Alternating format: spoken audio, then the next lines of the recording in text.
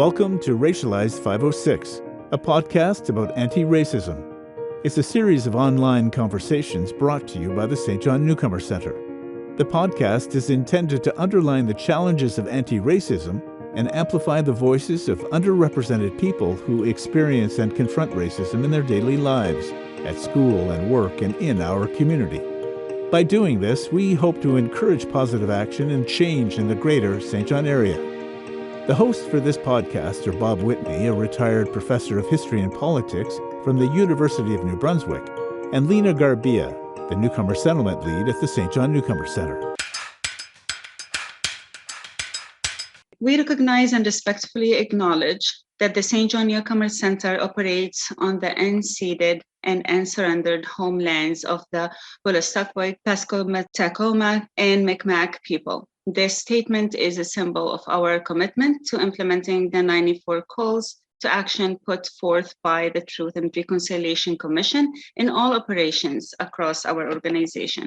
The topic for this evening is about racism and the school system. So thank you all for joining us this evening. We are pleased to have representations from different levels of the school district. We have two youth, one high school student, and the other a recent graduate, classroom teachers, and another who recently retired. I would love to introduce Bob Whitney today, a retired history professor from UNB. We are so happy and proud to have him with us again in our second season as a main person to plan, review, and host Racialized 506. Thank you, Lena, and good evening, everyone. One of the points I just want to briefly mention, too, is that one of the earlier topics we talked about this year was the issue of institutionalized racism or structural racism.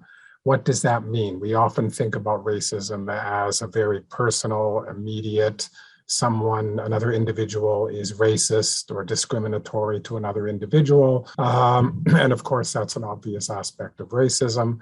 But as we know, there is such a thing as institutional racism, where racism can take place within institutional structures. Many, if not most of the people within those structures can genuinely believe that they're not racist and they don't have a racist bone or thought in their body. And yet the institution itself often works according to sort of rules or customs or habits, which have been inherited over a long period of time, which in fact contribute to racism. So to those different parts of this large structure called the educational system, how do they adapt or deal with issues of racism, especially in St. John, where the face of this city literally is changing very quickly, and the nature of the student population is changing very quickly. And sometimes institutions take a lot longer to change and adapt than do the populations that they supposedly deal with. So there can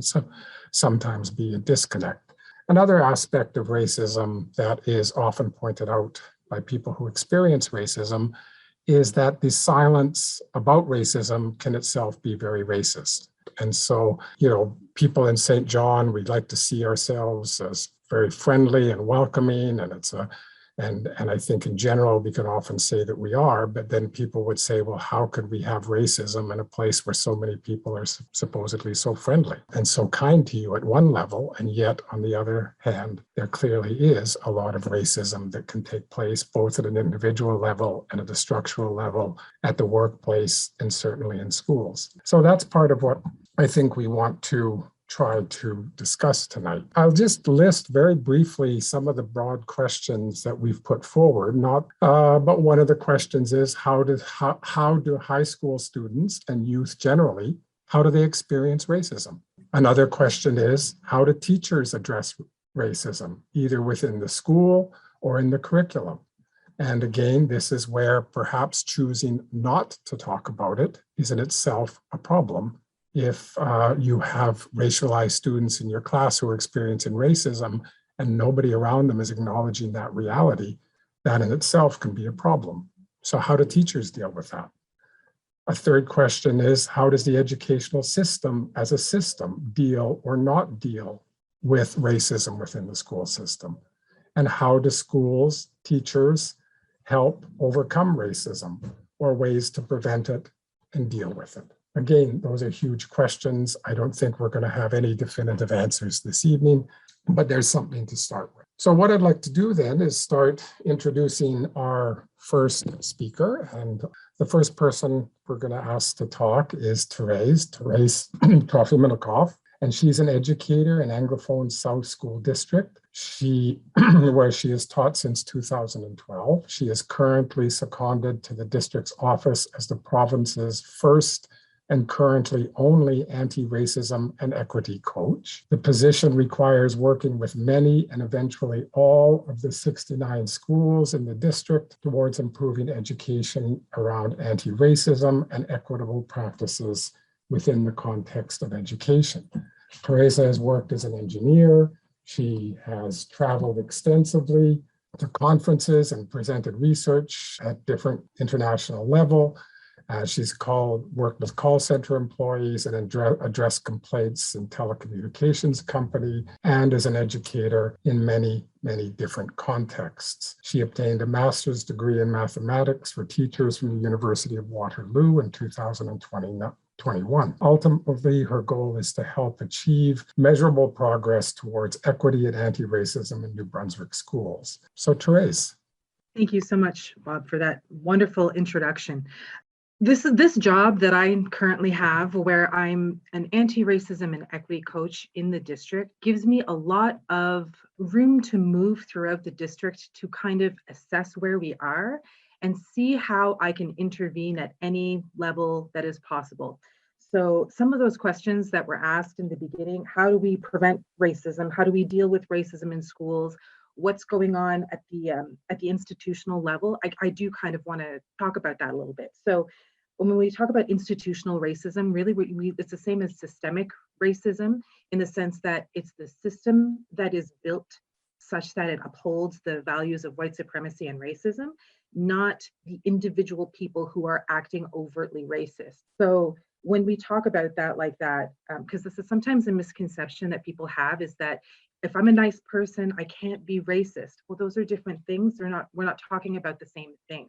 So look at how to change a system is not necessarily to only look at individual actions.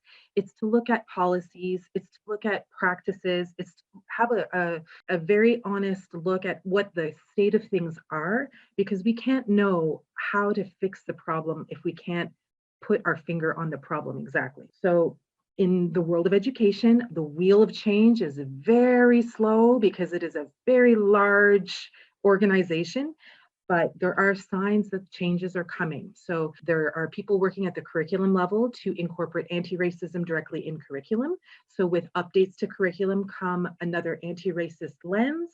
There's a lot of interest on the ground from people who have approached me, have approached their principals, have put in requests through the formal methods that we have to do that within our school district, to have anti-racism education and professional learning and workshops. People have been sending me messages to ask, how do I deal with this? I think it's racist. Is it racist? And yes, it is. It's subtle, but it is. And here's how we deal with it. So the first step in identifying how to go forward is really to identify the problem and see where the opportunities are.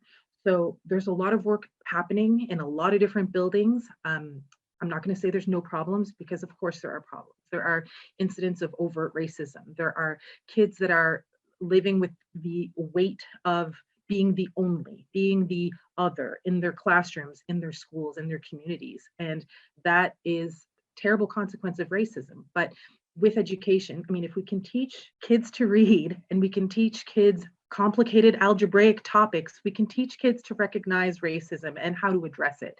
And we can learn that too. Like, teachers are constantly learning. So everyone in the system has a vested interest in change. So I think this is a very wonderful conversation. It's a very hopeful conversation. I'm starting to see different themes emerge throughout doing the work I do around how people are waking up and being more aware, more proactive with how they work anti-racism within their lives, because ultimately we all have a role to play in how the community is shaped.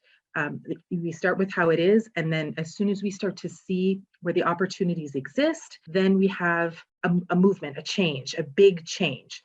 At the elementary school level, things like schools, there are schools that have had fundraising efforts so that in every single classroom, there is a selection of diverse books to physically have them available for the children to have in their hands so they have that representation. In middle schools, there's so much going on with, okay, we know we need to address education around this, how to speak, how to ask questions in a respectful manner, how to not have something be so hard to hear when talking about racism, because the kids want to talk about it is the thing. They want to learn. At the high school level, there's a little bit more of a feeling of independence as we get into high school. So the students there want to be part of an activist sort of group. They want to put together panels, and they want to have groups of a club that looks at international culture and promotes understanding and education around the differences that exist in the buildings. So there's a lot to be hopeful about in how things have shaped themselves since I've been in this role. That's not to say there's not a lot of work to be done, because there's a lot of work to be done. Not everyone is ready. Some people are very much early in the conversation, and that is very hard to navigate when you have some people who aren't ready to move forward in that way. But how to deal with racism is to talk about racism. It's that if you want to change things, you have to talk about it. We have to have conversations like this. You're going to make mistakes. That's okay. We all make mistakes when we learn things. If you've never made a mistake when talking about race, you've not talked about race. You've not learned enough to be able to have made a mistake. This conversation is evolving. Around the world, this conversation is evolving. If you're still very, very new to the conversation, that's okay, but don't stay new forever. And I know I'm a little short of my 10 minutes, but I prefer to leave time to open up for questions. So I think that's all. That's where I want to stop there. Thank you so much. Thank you so much. That's great. So we can move along quickly here. And the next speaker will be Amir Narouzi, who's a newcomer high school student at Samuel de Champlain, where he has been studying since 2018. Amir is currently working towards finishing up school, but he's also been, and I actually like the way he put this, pretty busy with personal goal of which is making a better world and community for other newcomer immigrants like him. Amir? Thank you so much. I really appreciate a kind introduction.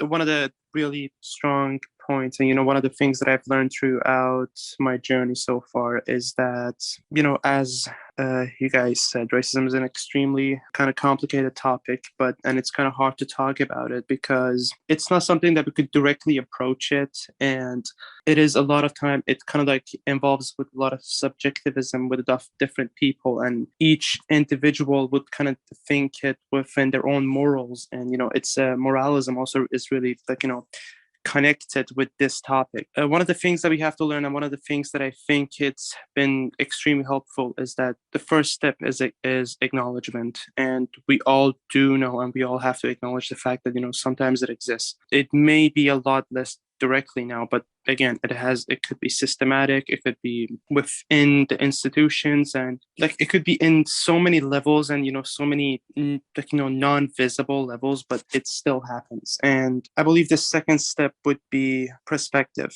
We all should have learned from different perspectives. We all should have gained different perspectives. And I believe one of the best steps and one of the most important steps is that learning from communities who have experienced this and who have been through this process, have the chance to kind of like project their opinions and, having their voices heard, and kind of like showing us what we could do. Like, it's really easy that you could get lost within your own goals and just stick with the same place. But if you could learn from other people's path and learn from other people's perspective, it could be a lot easier.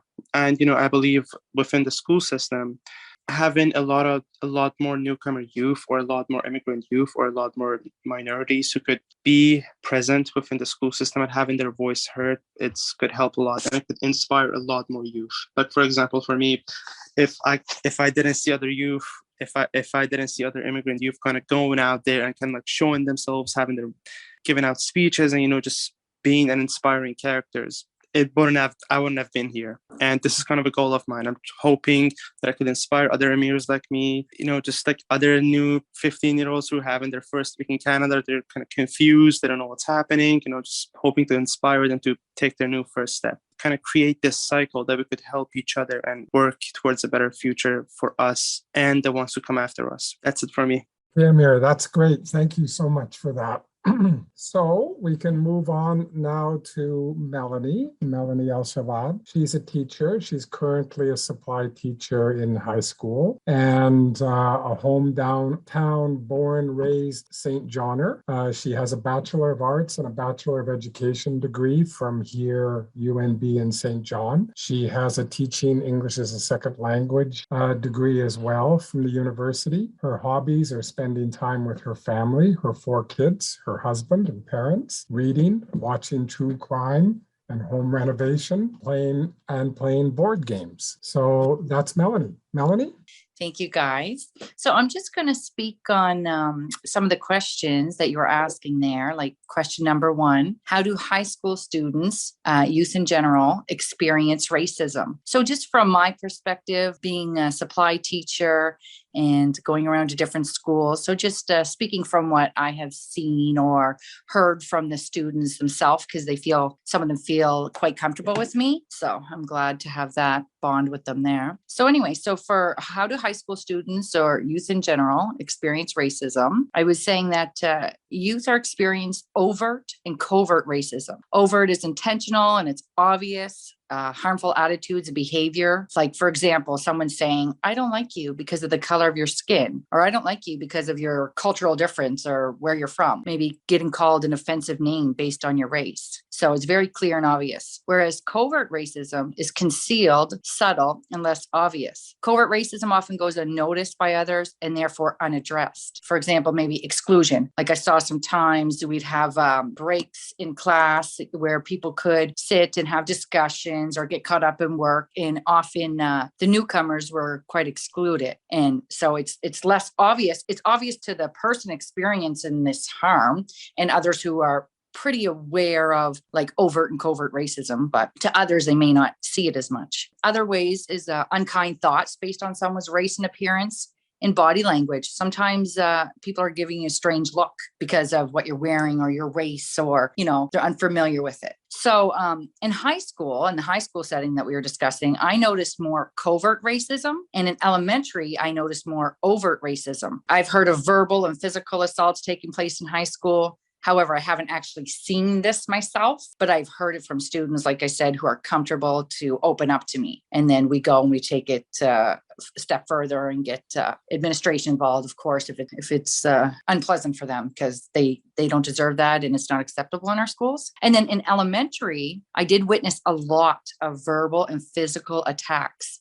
For example, there was a child in kindergarten constantly wanting to and trying to attack another child because of his race. He would try to hit the newcomers, and even with the scissors, we couldn't let the little guy have scissors. He wanted to attack and get the people, he said. He said his mom told him he can do it. So obviously we discussed that in depth with him and obviously with higher ups and everybody involved. But yeah, it's just so sad though, because he's just so young, and I'm thinking he doesn't even know to think like this at all. Like it's really sad. So not just experiencing racism from classmates all the time too, or school staff, but also through, like you guys were saying, systemic racism. That's another way youth are experiencing it, which is racism. We said that's embedded in the laws and regulations of a society or organization. For example, since we're talking about the education system, like the curriculum, lately we are updating that, which is awesome. I'm like so excited for that. And I often teach at St. Malachy's High School, and I just find the staff there are super, super inclusive, and they're always trying to implement anti-racism ways, strategies into their curriculum and lesson planning. So I'm finding like the curriculum just coming a long way, because before we said the curriculum maybe not adequately reflecting narratives of people from a wider range of racial, ethnic, cultural backgrounds. But like I said, there's a lot of improvement in that. And then I'll just speak really quick on the second question. We were talking about how do teachers address racism? Yeah, just maybe it's within the curriculum, it's within the classroom happening. I think it's extremely important to, like we said, acknowledge it that has to be the first step, because it might be uncomfortable. You know, oh, what is happening here? How do I address this? This is a, hard conversation to have and something to address, but it has to be done. And like Therese said, that we make mistakes. We might make some mistakes along the way, but we're all learning. And I think we're all having the same goal in mind of hoping to, fight against racism, learn more about it ourselves as adults, and obviously spread this knowledge to the youth, to the students, and just help make everyone's lives better. So I think acknowledging it, then condemning it, of course, and then addressing it. Then from there, we can implement like anti-racism strategies, encourage a more inclusive mindset and environment. And then I think it's important too for teachers to provide examples on how to do it. There might have been something inappropriate in the class. Somebody said to someone, and we could say, well, saying it like that may hurt someone's feelings, but we could maybe say it like this, and we could put it, give them examples on how to do it. Yeah. So we have to be aware and acknowledge that it's happening, help students acknowledge it as well, and also encourage empathy. I think empathy is a big one. Maybe what if that was you being mistreated? Put yourself in other people's shoes and just explain. It's important for teachers to explain how it's unacceptable behavior to treat anyone unkind. And then there could be possible disciplinary actions that you may have to take place, right? It's important to remind about school policies and rules of treating everyone with respect. I feel like at St. Malachy's, like where I'm mostly at these days, teachers are really, really awesome. The EAs, the staff everywhere at providing a diverse classroom. And like Therese said, the diverse classroom library. I love that, like the books that they have in there. Like every time I'm in there and I get free time, I'm like, can I borrow your book? They just have awesome, awesome books. And it speaks to the youth. You can see them actually picking up and reading it and enjoying it. I find they're more involved and they feel more welcome. What else did I want to say there? Oh yeah, just incorporating diversity in lesson planning and creating a welcoming and inclusive classroom. Be knowledgeable on racism and the history. That's a big one too. We have to, like I used to always think, oh, the history of it, oh, whatever. Like, we got to be a little bit aware. But now I even find myself these days, if I get some free time, I have to dive back into the history and go over. It just helps me have a better understanding of what's going on today. And then I can share that with my students. And it's important too to provide opportunities for discussions. So engage the students, don't avoid it. I really like cultural awareness. I think teachers and students need this for us to be aware of one's beliefs, food, clothing, lifestyle, cultural expectations, cultural sensitivity, respecting boundaries, understanding different cultural aspects there. For example, like Ramadan is coming up here very soon. My husband's from Saudi Arabia. I'm Muslim myself, and I have a lot of Muslim friends. So, of course, a lot of people are fasting and stuff. So if I'm teaching at school tomorrow and I know many students in my class are fasting. If I have this knowledge, even though they don't mind, they're used to people eating around them all day and this and that. I just wouldn't. I just, I would just be sensitive to that. And I might wait to eat my food until later on, right? Just, I know if someone was eating a big chocolate bar in front of me and I was fasting, I'd probably want to cry. So yeah, just being sensitive to others' needs, right? Oh yeah, and inclusive. I really like this about the high schools too right now, and probably going on at the middle schools, but I haven't been there in a while. Providing a peaceful area for prayer and different things, people, different cultural, religious activities. That is so beautiful. Like, you guys are awesome. And I love the multicultural events. The multicultural events are so fun. And it's nice now because a lot of them are open to the public, not even just the school. I see this a lot, is hanging the flags of the different countries that the students are from. It's just a very, very welcoming thing. I was even just learning, sorry, I just have to say this really quick from Therese. I can't believe how amazing your PowerPoints, anti-racism resources that you shared with the teachers. Oh my goodness, girl, you have it going on and you're amazing. I was just learning from that myself, like about the Band-Aids and the skin tones. Sometimes I didn't even realize that the Band-Aids were for the skin tone. But anyway, I'm just impressed. Thank you guys. You guys are awesome. Thanks for listening to me. Thank you so much, Mel. I just have to mention my own experience as a historian, and I'm trying to figure out, and I can never exactly figure out why I became a historian, except I can point to one experience, which was an elementary teacher who plastered her room, this was many decades ago, with every tourist poster she could find from all over the world. Wow. And I remember walking into that class and just looking at people's from all over the world and all kinds of different places. And I think from that moment on, I just at some subconscious level decided I'm going to start learning about other peoples and history. And I have no idea whether that's true, but one of my earliest memories of school is an elementary school teacher, and that's all she did. She plastered every inch of her wall with posters from all over the world. And in rural Alberta in the 1950s, that was quite something. Anyways, so our other speaker now, Evan Ali, and Evan is 17 years old. She's a grade 12 student attending St. John High School. She's been living here in St. John for about 5 years now. She is one of 6 daughters in a family that is originally from Kurdistan. Evan speaks 5 languages, which makes all of us very jealous. Her family is the most important thing in her life. As a high school senior, she is head of the Cultural Diversity and Reconciliation Committee in her school while serving on the Student Council. She is very pleased to be taking part in this conversation tonight so that she can bring her own unique perspective to our conversation tonight. And that's exactly what we need. Evan. Thank you so much for the kind introduction. So my name is Evan, and I'm going to be talking about my experience with racism here in Canada. Education system, it's an important role here. Towards racism, because many people have been people have been racist to others, mostly in schools. So I have traveled a lot, and I have seen many different kinds of people being racist towards other people. But I don't think Canada is like St. John is not the worst. I think through Turkey and Syria and stuff, I have been seeing racism a lot than here my experience in St. John. So racism is everywhere. It is so bad to the point that could make someone feel they are not enough or feel bad about their identity and who they are. They could ask themselves who I am, or why am I who I am. So first time I came to Canada, many people didn't know me, and I got asked a lot where are you from? And I would answer I'm from Kurdistan, and they would answer me by saying, what is that? Or is that even a country? Or for example, so actually Kurds do exist, which is kind of hurtful. I'm not gonna lie, it does hurt a lot, but I love who I am and I'm really proud of who I am. So they these words will never affect me or affect make me hate for who I am. As schools, here in St. John, I think that in middle school I got racist. I have people who were racist towards me a lot more than the high school. Since I was grade 9 until grade 12 now, I have never received nobody were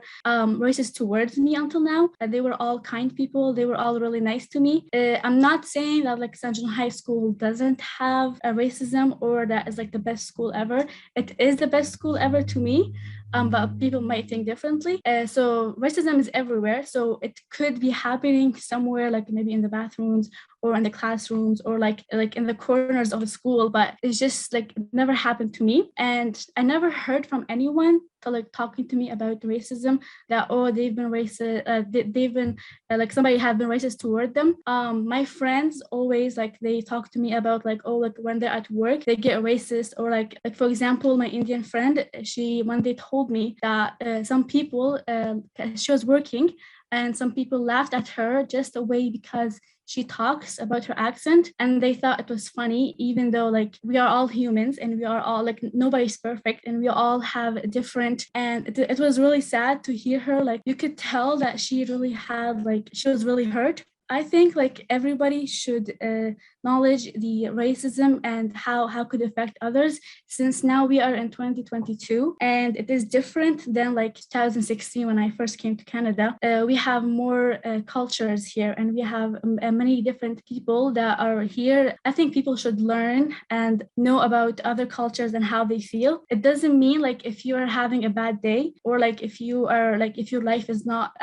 as well as the others, it doesn't mean you can be racist to them just to make them feel feel bad too, or to make yourself feel better. In my opinion, I think that like everybody should start to learn about cultures and should learn what does every person do. And every school should have like a cultural like diversity, committee head, as how we have in St. John High School. I think it is really nice. Yeah, and I would like to end this by saying we must all be standing with a voice to those who need our help. And I think racism should stop until to here. Thank you so much. Thank you so much, Evan. That's great. Now, one of the things that we've done this year is that we've, unlike the first year, is that we've asked a person to come in to sort of help also add a different, or perhaps a perspective, not exactly from outside, but different from perhaps what our scheduled speakers have. In this case, we've asked Rodrigue Aver to add some comments and perspectives from his point of view. Rodrigue has taught the humanities at Kneecaps Valley High School and at the Centre Scolaire Samuel de Champlain in St. John area. From 2017 to 2021, he was the agent pédagogique for newcomers, the newcomers coordinator at the Francophone District South. In addition, during his career, Rodrigue has been an active member of the Teachers Professional Association at the local and provincial levels from 2012 until 2014. He held the position of vice president of the Association des Enseignants Francophones de New Brunswick. He's been retired since June, just like me, and he's currently working on a provincial language assessment for newcomers in Francophone schools and helping to create a course of cultural competencies for educators at the Université de Moncton. Rodrigue and his wife, Cheryl Crowley, who's an artist, have 3 beautiful adult children, Olivier, 25, Simone, 22, and Benjamin, 20. And they've lived in St. John since 2008. Rodrigue. Well, thank you for that great introduction. And I want to congratulate the organizers for choosing such a great panel, because I think it's great to hear from students, because students can tell us more about what they're going through. And I think the questions that will come later, I think they can elaborate on some of the experiences they've had. And I think it's good to hear from Therese, because Therese has a perspective that is important. And also Mel, because you've been in different schools, I think it's very important to understand those things. I'm going to come from a slightly different perspective, but definitely connected. Obviously, I've worked many years on the Francophone system. And so I just want to put a little context first, and then I'll talk about the teachers' perspectives and how they go through things. And then I'll talk about some of the solutions or things that I feel that have started to happen. And it doesn't mean we're done. Obviously, like Therese said, it's a work in progress. But one thing that on the Francophone system, which is, or in the Francophone community, the Acadian community, is important to understand when you come to our schools is that, first of all, we have a mandate or a mission to protect our community, to foster our community, or francophonie, the Acadian aspect of it. And so, like, the word assimilation in French is a dirty word, because it means that you've succumbed to the almighty English or Anglophone sea, and you've lost yourself within that sea. And some people are happy with that and other people are not. But basically, the mindset often is that we're there to try to stem the tide of the English, so to speak. But at the same time, we have a mission to try to protect our language and protect our community and protect our culture. And so we have experience in receiving students who come from mixed families, what we call exogam families, families who have a parent who's Francophone, a parent who's Anglophone, and sometimes the children have not spoken much French. And we bring their French levels up as they go through our system. And so the arrival of immigrants in our school system sometimes has created some interesting or not so interesting reactions, because obviously the perception is that the other is English. So if you don't speak French, you must speak English.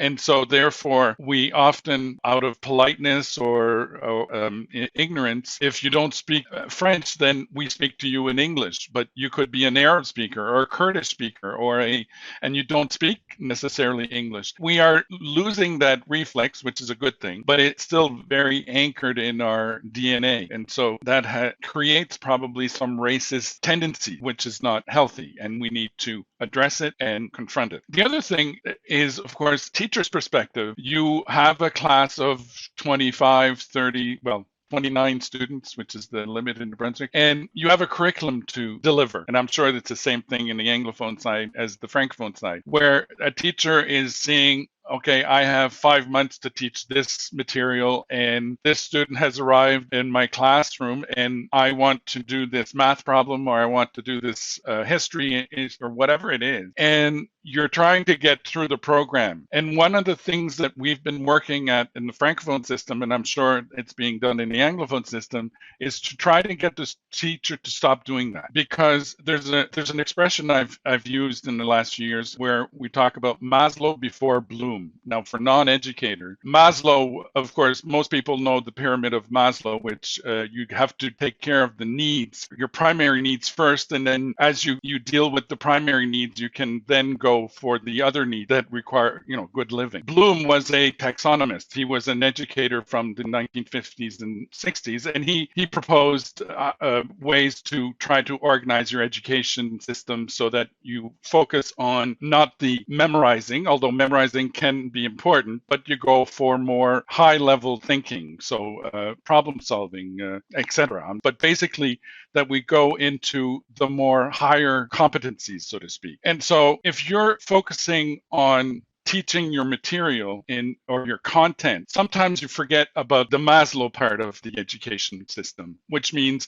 we need to take care of our kids, our students. And so if a student is suffering in your classroom because he cannot participate because of language obstacles or because of social ills or whatever it may be, then as a teacher, you need to take some time to come and focus on those things. And so it's very important to be à l'écoute, as we say in French, to listen not only to the students, but to observe what they're going through. Is the student alone? Is a student being excluded? Is a student being shunned by others? I'll give you an example. At l'École Champlain, which is in Moncton, there was a kindergarten class where two girls, I guess, in this classroom were excluding a racialized other girl in the classroom. And the teacher was very cognizant of this because she's in an interracial marriage. And so she was very aware of what was going on. And so she went to the Swiss workers and talked about it, and they found a solution. And what they did was they did an activity with eggs. So they had eggs of different shell colors, and then they asked the students, what color are the yolks within the eggs? And so they all predicted what they thought it was, and they divided the class on each side. And of course, some said they'd be the same colors, and some said it would be different. And then they cracked the eggs, and of course, all the eggs had the same color. And so what did the students learn? And they quickly did learn by themselves. They understood what was inferred, is that it doesn't matter what the shell looks like.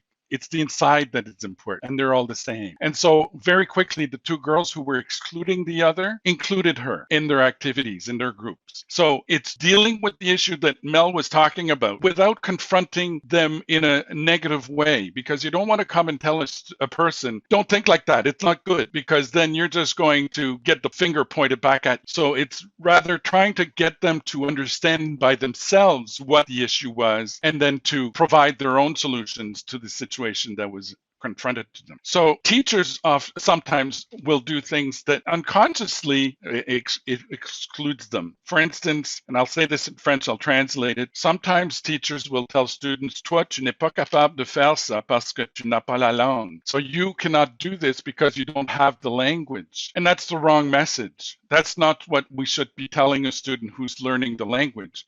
What we should be telling them, rather, is that if you want a student to go find out about the fall of the Roman Empire, I taught history for years, the fall of the Roman Empire, don't ask them that so much. Ask them, can you go find out about what the fall of the Roman Empire? And I don't care if you find it in Kurdish or in Arab or in Spanish, just find it. Once you find, the three reasons that you find that the Roman Empire fell, come and speak to me in the language of the class. In St. John High would be in English, and Samuel de Champlain would be in French, and we'll talk about it. And then I can evaluate on what you provide me for information. But what I'm really teaching you is how to go research that stuff. And then we can talk about, well, what's that word in French? Or what's that word in English? You know, I found this, I don't know, collapse. I don't know what collapse means, because that's a new word for me in English. Well, what does it mean? And then you work those languages. So that's very important. I just want to talk about a few other solutions that I was thinking about. First of all, we need to make sure our teachers are better equipped on literacy skills at all levels. What's new for us on the Francophone side, and even maybe on the Anglophone side, is that we have students who are coming to us at all ages. Like, we are used to bringing students from kindergarten to grade 12 and teaching them literacy skills from the kindergarten onward in French or in English.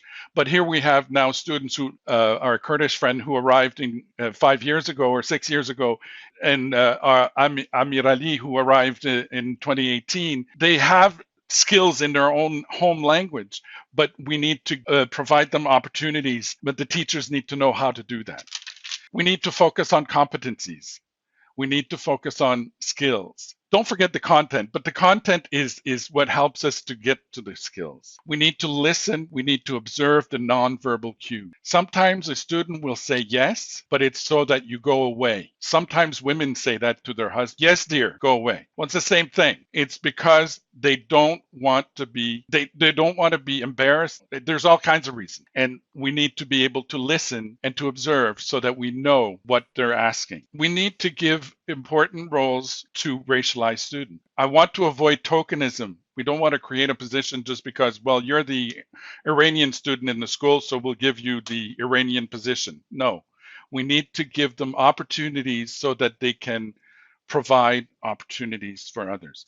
One of the things we did in the Francophone School District was that we applied for funding from the IRCC to get Swiss workers. Settlement workers in schools is an important tool that helps integrate students and families in our community. We found out eventually with all our research that schools, I have colleagues from the Anglophone sector who are here. We worked hours upon hours to get the application forms done and so on. And one of the benefits of having, and I'm sorry, Mohammed, but I'm going to mention this. One of the benefits of having Swiss workers under our umbrella is that all students are our clients automatically. One of the handcuffs that our cultural associations have is that they can only provide Swiss workers for their clients. Well, all our students are our clients, so we can provide those services at large. So I think that is an important tool that is important to have so that we can provide the cultural competencies and cultural aspects that can help the students and the families to integrate and be included in the community. I'm going to end it on there, and thank you very much for inviting me. Thank you so much, Rodrigue. Well, I will soon pass it back to Lena. I just want to make one point that might be relevant. When my area of academic specialty was Latin America, I spent lots of time there, and I spent lots of time working with people in the education sector, and particularly with areas of popular education. And one of the things that I learned from them, which might be relevant here, but it's also different because we have a different climate, so there's certain things we can't do, is that when there were teachers dealing with very difficult or controversial issues, whether it be racism or some kind of conflict, one of the things that they would sometimes say is we have to actually remove the students from the school. We have to get out of the classroom. We have to get out of this institution, which in itself is designed with certain power structures in mind. So if you're going to get people to talk, they need to feel comfortable. And they need to feel comfortable in a situation where they think, well, I'm not just going to say what the teacher wants me to say, or I'm not going to say something that maybe I think I should say. I'm going to say actually something that I think. And sometimes the physical place that you are can inhibit that. So one of the things that I noticed sometimes is that there were teachers, if they had the opportunity, and it's a big if, I know, maybe in the spring or fall when it's warmer here, teachers could say, you know what, we're going to talk about this. Let's go out in the grass and let's sit in a circle and let's talk about it. Who knows whether that works? But the point is that sometimes the institution, literally the physical institution, the way classrooms are set up, can itself inhibit conversation. It's a point to think about. Anyways, I'll now pass it back to Lena, the one who has the technological power. So further ado, Lena, do your magic. Thank you so much, Bob. Thank you to all the speakers. Wow, that was empowering and eye-opener. And I personally have tons of questions, but I'm just gonna give the opportunity to the audience. Do you guys have any questions? Thank you, Bob. Thank you, Lena. And thank you, everyone. This was just a tremendous conversation. I think should all give the speakers first a big round of applause for opening up today on some very challenging things that we spoke that they encounter daily. My question is to any of the speakers, as the schools are changing, as we see more newcomers and people of racialized students in our school system. As Therese mentioned, the wheel is a little slow. How can we pour in the fuel to ensure that we have capacities to further integration in the school systems? But also, for those who don't know Swiss workers are not people who come from Switzerland, but rather they are settlement worker in schools. An important aspect of the work we do. How can the school partner with organizations such as the St. John Newcomer Center and others who do work with racialized people on a day-in, day-out basis? And what are some of the engaged and enrolled in the work that you do to make it easier to welcome and keep everyone feel safe and comfortable in the environments that they are in? I'm happy to begin. Because of the nature of my job, I know that effect that I can have is to use the platform that I'm granted, which is why I'm happy to participate in conversations like this. And I put a lot of educational content out into the world free for people to access. So that's one thing. Working at a policy and curriculum level to change the system. That's where my role goes in there. So being part of those conversations, being at the table for those conversations helps to facilitate that, make it move faster. But ultimately, every single person that is part of a community has a role to play. So my job is anti-racism and equity coach. So I'm doing maximum. Every human that is part of this system, this enormous system we call education, has a role to play.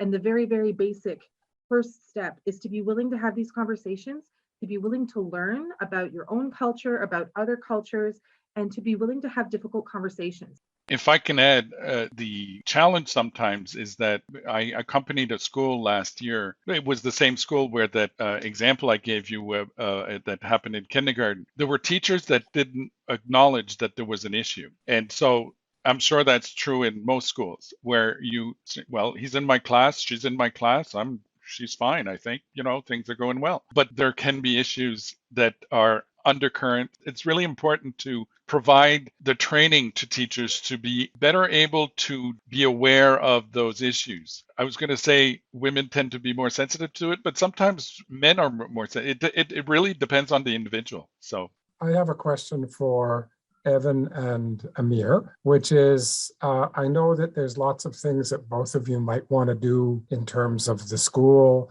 but if you had to pick one thing that you could do right now, in terms of improving the conditions in your school? Well, if I could have the option to kind of pick any kind of situation for the other immigrants and newcomers to the kids, I believe my mom took Canada course like a few years back. And, I really do believe that, like a Canada class, but for the newcomers and, for the new kids in the environment would be a lot more helpful. And for that, we could use other newcomers who have been here longer. So they could kind of share their experience from their perspective, just learning that process. If someone was there to kind of give me a hand, to kind of pave the way for me, or kind of just share their experience, I believe it could be a lot easier and a lot more tolerable for me. No, thank you. When you were thinking of that, I just had something in my mind. So when I was in grade 9, I didn't know anything about school. So I have 3 sisters, Penjwin, Jihan, and Leilan. These 3, they graduated from St. John High School too. And now it's my turn to graduate from the same school. And then my little sister is going to that school too. And hopefully she will be graduating from the same school. So my sisters, when they first came here, they did not know any English. They were in grade 10 and 11. They had no idea. And we always wanted someone who have already experienced the same thing as what we are going through right now, to be leading us to the right, to the right way, you know. And then now that I'm like I am in grade 12, I look back at my grade 9 and 10, and I was like, oh, I wish I knew this, like this specific thing that I would have done, or that I should have known before about it, so that I could have done like a better job at it. So now that since my sister is like, my little sister is going to grade 9 next year, I'm trying to prepare her like so well about like the events, the cultures, the different friends she could have at that high school. I would probably like I'm a super social person, so I would probably like make a huge like group of, or like a committee or something in school, and then like I would just make that like teaching others about Canada and about different cultures. The more a person talks, the more like they kind of release and they kind of feel like better. The more that I talk about my life and my journey that I have been through, which was like a really hard life on me when I was young, coming all the way to here with just like a mother that was sick and a father that is sick right now, and 6 small sisters. It was really hard, but like now where I am, I'm really proud of the teachers and the people that helped me to get to my position here, and especially Ms. Cunningham and the principal and the guidance. They really helped me a lot, and they actually like did the right way for me, and they actually made me like I want to become a doctor in the future, just because that like it's my dream to become a doctor and help people to feel better. That's really great, Evan. So I get from Amir's suggestion and Evan that, you know, having a newcomer buddy, or I don't know what you call it, but to have a group of just for newcomer kids at the school, whether in a group basis or one-on-one, it looks like, you know, according to these 2 youth, that would have been very helpful, and it will be very helpful for other students. So, you know, I would like to hear from Rodrigue, Therese, Melanie. I would just say that it is best practice to do such things. So it's not a new idea. Is it done enough? Probably not. Does it need to be more done? Therese can probably answer that better than I. Well, this is the thing. Every school community has a different way of doing some similar things. So whether you call it the newcomer welcome program, or the ambassador program, or the new student committee, or whatever choice they make at the school community level to welcome newcomers, it can look very, very different. It's not a standardized. There are many options for how that can get rolled out in the different schools. So I've seen it done in a lot of different ways, but maybe standardizing that sort of thing, or giving a high level, we must have a welcoming newcomer cultural, I don't know, we come up with a name that encompasses what we want it to encompass at a school level, would help facilitate that and make sure that everyone has access to a person who can show them a little bit the way, a little bit more on their level. These kids, they really need the school and the support, all the support that they can get. I know Lynn has a comment about that. Hi, thanks, Lena, and thanks to everyone for participating in this forum. I think, you know, having said that, and listening to the students' reactions as to what could have been done differently for them, one of the things that I can tell you, and for those of you who don't know me, I work with Anglophone South School District, and I see lots of our folks on here, and currently I'm the admissions officer with Anglophone South, although prior to that, I was the coordinator for EAL, or Newcomers and International Students. And so one of the things that I wanted to tell you is that in Anglophone South School District, we have a Welcoming Schools initiative that we are trying very hard to get into our schools. And COVID, unfortunately, has played havoc with us being able to roll that out in the way that we would like to. One of the things that the Welcoming Schools initiative will do, and this was a partnership that we had with the YMCA Newcomer Connections, but one of the things that it will do is have schools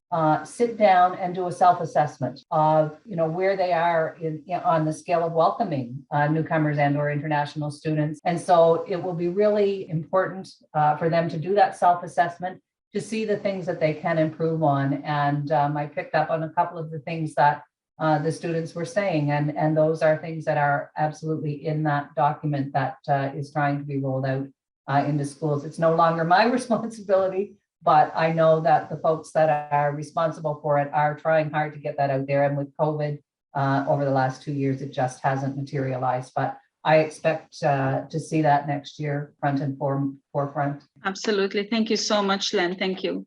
Great input. Appreciate it. So I'm going to read a question from Oliver. My question is for anyone who feels this is relevant. Are there ways that schools, educators, administrators, etc., got it right in your personal experience? I have a real quick story. As a brown person in a predominantly white place, I was a teacher in a building and kind of end up being, especially if you're approachable, the person that people come and ask you all the race-related questions to. You just become that person. It's just happened. And even at lunchtime. So this is what had happened. We had gone to lunch. It was a group of colleagues that I was friendly with. And one of them had mentioned that he was teaching a specific topic in a certain way that was very much, you have beautiful intentions, but you know that feeling of being so tired because you've explained everything so many times. I had just come from lunch and I just looked at him, and my other colleague and friend who was with us, we were three, these two white people, she answered the question for him. She said, yeah, you know, that's kind of crummy. And I'll tell you why. And I the feeling in my throat, I couldn't speak because I was so grateful that someone else said something. That's an example of someone doing it right. You don't know the impact that you leveraging your privilege when you have learned something and you understand how to say it to someone, so that it's not always the brown and black and racialized person explaining every single thing. It's a big deal. Totally agree, Therese. Yeah. And that's exactly what happens most of the time. Absolutely, yeah. There is an anonymous question on the chat. Do you think having more representation of racialized community in the schools, educators, would help the school overcome challenges that are racial in nature? With the caveat that Therese just mentioned, they should not become the source of all knowledge about, racialized issues. But yes, absolutely. And hopefully it will be coming. I mean, maybe government has to put in policies to promote universities. Sometimes in engineering, for instance, they had bursaries to encourage young women to go into engineering. And I know for L'Université de Moncton had an initiative a few years back giving bursaries for men going into elementary education. Well, you could do the same thing for racialized communities, getting special bursaries to encourage them to go into education. I think that would be a positive step.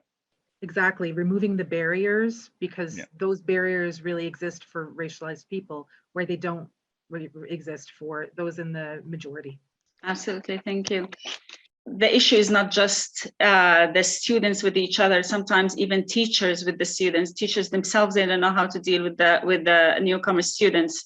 I know sometimes even in workplace, but that is totally different topic. But I know like some students, they would say, a teacher would say, and it did happen, a student complained, of some kind of sickness, and this teacher all of a sudden said, oh, is that something from your region where you came from? Like, it's just something anybody could have. So, I mean, these kind of comments, it does add to the problem for sure. If the educators themselves, they didn't know how to handle things. So I can't remember who mentioned more training to the staff, educators. Go ahead, Sherry. I'm a vice principal at St. John High School. I just wanted to say that this may have already have come up as something that is really important in the schools, but we've had a lot of support from our district in helping us connect with agencies in terms of translation services for students. And one of the things that I can see directly as an administrator is the impact that it has on our students to be able to have us include their families and have conversations and be able to have translation services that don't depend on one of their peers or someone who's been in the building or an older sister like yourself, Yvonne. It's so critical to be able to involve the parents so that we can start to have long-term plans, especially at the high school level, for kids to be able to do some of the goal setting that you were talking about, Yvonne, trying to understand what kind of things are available, how the school system works. And what Amir mentioned about Canada School is really something I'm hearing too from kids. but it's really difficult for us to be able to engage with families. We're anxious. Teachers are nervous to call home because we're afraid we're going to get someone on the phone who doesn't understand us and that we can't understand, and that we're going to make them more anxious or more confused. And we had a translator who's due for her baby. I'm not sure if she's had her baby or not, Reham, who was just such an incredible asset to have in the building as someone that we could talk to as well, and not just understand the language, but understand some of the cultural expectations and practices for families. But I can't stress enough how important that is. School representation would be wonderful. Until we can get to there, we really do need that support from translators, and having them in the building is just absolutely invaluable. I can just add that at Samuel de Champlain, we have a person like that too. And it's really important because she's Muslim, she's French speaking and Arab speaking. I mean, she knows the Muslim community very well. And the vice principal would say, she's my right arm. If she's not there, I quit. Yeah, definitely. I can imagine. Yeah. When we talk about racism and we talk about, the youth are suffering. Again, as I mentioned, sometimes it's between teachers and students. Sometimes, the parents themselves, they are struggling where they're coming to a new culture. And like Amir, I think, I forgot who mentioned about the culture shock and all that. If the youth are going through this, can you imagine the parents? Because language could be one struggle. So there has to be a way where we can bridge that gap. There is definitely a gap between parents and the school, between school and parents, between kids and teachers. And like we see it all as a newcomer center as well, and all the challenges that we face with our clients. It's definitely, the challenge is there. And I totally agree. Like Therese, you said at the very beginning, if we can teach kids how to read and do algebra, we can definitely teach them about racism. And the same thing, and unfortunately, sometimes not just kids, even educators, they need to be taught as well. It's a great topic for us as a Newcomer Center. We take it very, very seriously. We work with our clients very closely to help them tackle some issues, whether it's with teachers or kids or the system. It all needs to be addressed. Curriculum is a huge thing. If we can start teaching kids at a young age, I think that will be the answer. Like you have to start right from the beginning. I do really hope that in the near future we could come in better terms and, we all could be a little closer towards our goals and what we're working for a better future. Thank you so much for everyone. Thank you for our guests. We really, really appreciate it. And we really appreciate your input. Lots of interesting comments, points, challenges, solutions. So I really hope, when we're done, we don't just, close the topic and that's it. I really hope people with power will go back to, their world and talk a little bit more and try to find more solutions. There isn't, 100% answer or a solution, but any step we take is a huge step to do better and have a better, more inclusive community. That's what St. Johners are known for. So thank you so much, everyone. Have a great day. Thank you. Thank you. Have a good evening, everyone. Thank you very much. Thank you, everyone. Thank you.